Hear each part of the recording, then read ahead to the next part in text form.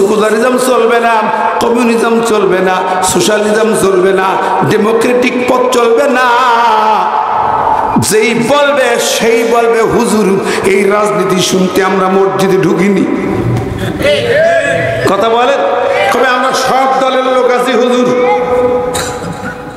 আমরা সব দলের লোক এখানে মসজিদে আসছি হুজুর, এখানে আপনি সব দলাদলির কথা বাদ দেন। আচ্ছা, অবাক ব্যাপার, একই আয়াতের একটা অংশ মানে আর একটা অংশ। দল, রাজনীতি, সমাজ, রাষ্ট্র, আইন, আদালত আসলেই কলিজা জ্বলে যায়, কপাল শুকিয়ে যায়, বুড়ো কুচকে যায়। কথা কন ঠিক না বেটি? তাহলে কোরআন কারীমের আল্লাহর কালামের আপনি এক অংশ মানে এক অংশ মানেন না। সুবিধাবাদ জিন্দাবাদ। কথা কন জোরে বলেন ঠিক না বেঠিক? হায় রে মুসলমান, আমরা এই জায়গায় আসি আর বলি হুজুর জিহাদের বয়ান, কিতালের বয়ান, রাজনীতির বয়ান কেন?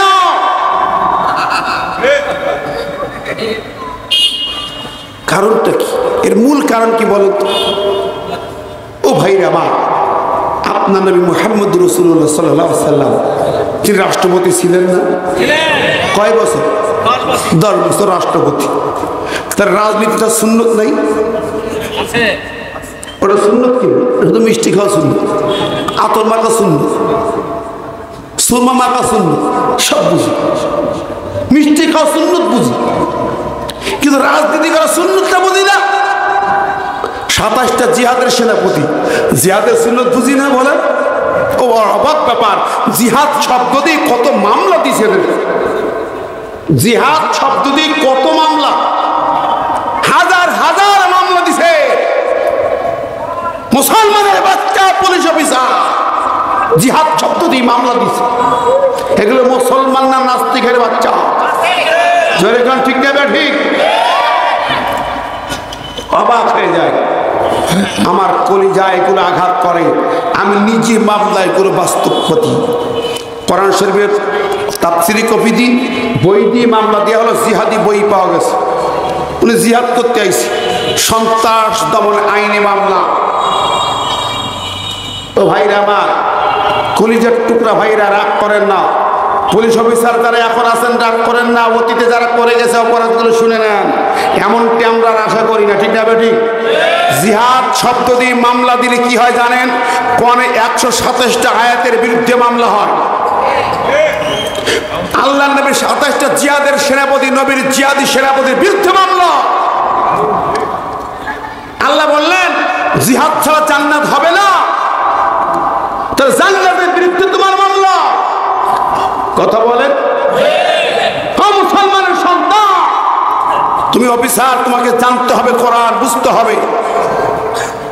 এই মামলা কিভাবে দিতে পারো একবার ভেবে দেখো। নেই তোমরা কি ইতিহাসের কথা দেখেছ? 1985 সাল কলকাতার হাইকোর্টে একটা মামলা হলো, কোরআনকে ব্যান করার মামলা, বাজেয়াপ্ত করার মামলা। সেই মামলা 85 সাল 11ই মে, শহীদ ভাই, আমরা মিছিল করছি কোরআনের জন্য, কোরআনের পক্ষে। বাংলাদেশে মিছিল হয়েছে, সারা পৃথিবীতে হয়েছে। এই মামলাকে কেন্দ্র করে হাইকোর্টের কঠিন অবস্থা, সারা পৃথিবী উত্তপ্ত পৃথিবী।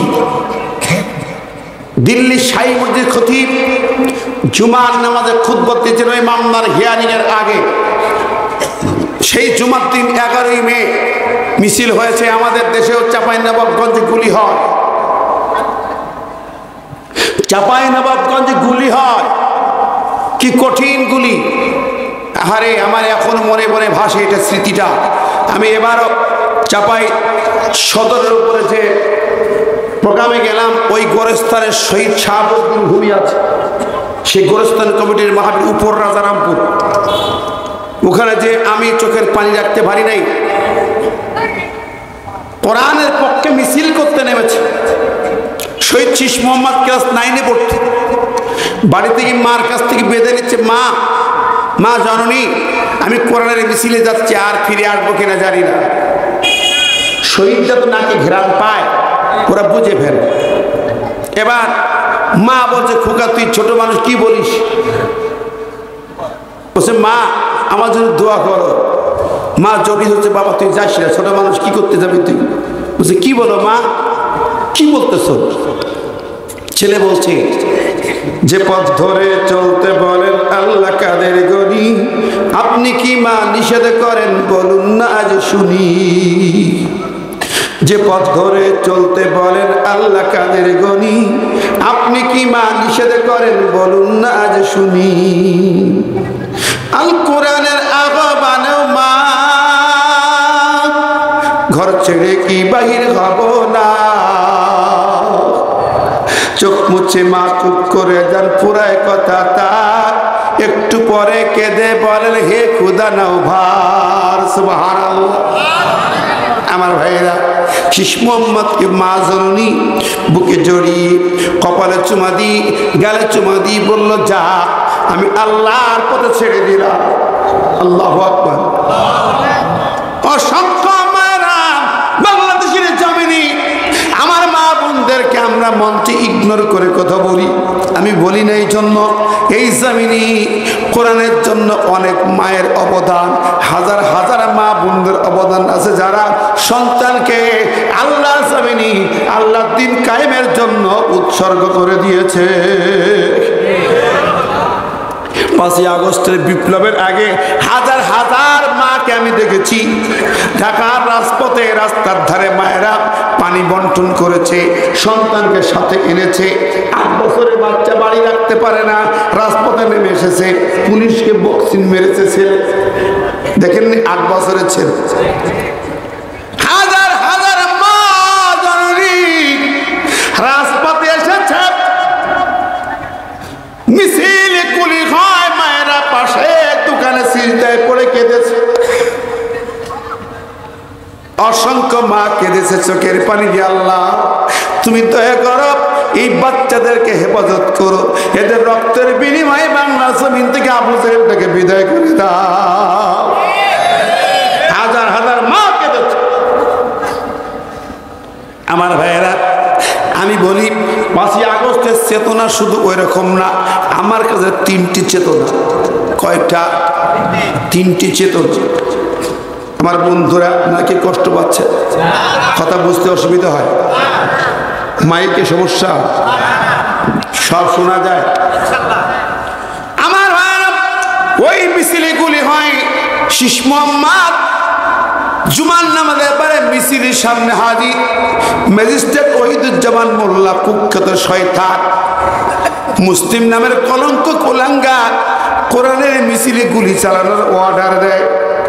ওই গুলিতে 7টা পাখির মতো তাজা প্রাণ পড়ে যায়, শহীদ হয়ে যাও।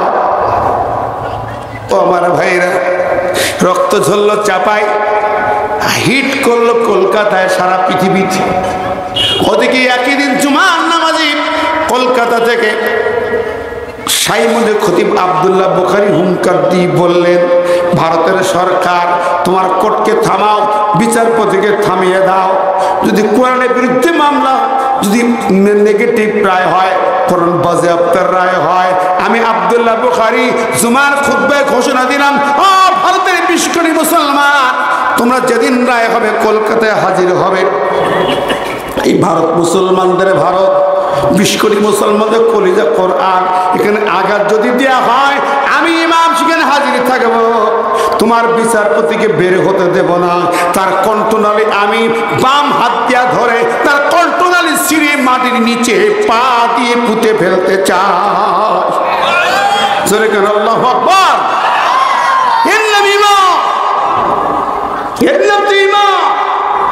আর আজকে ইমামরা তো সব গোলাম, বেশিরভাগ, সবাই না, গোলাম বেশিরভাগ। কথা বলে, বেশিরভাগ গোলাম চাকর।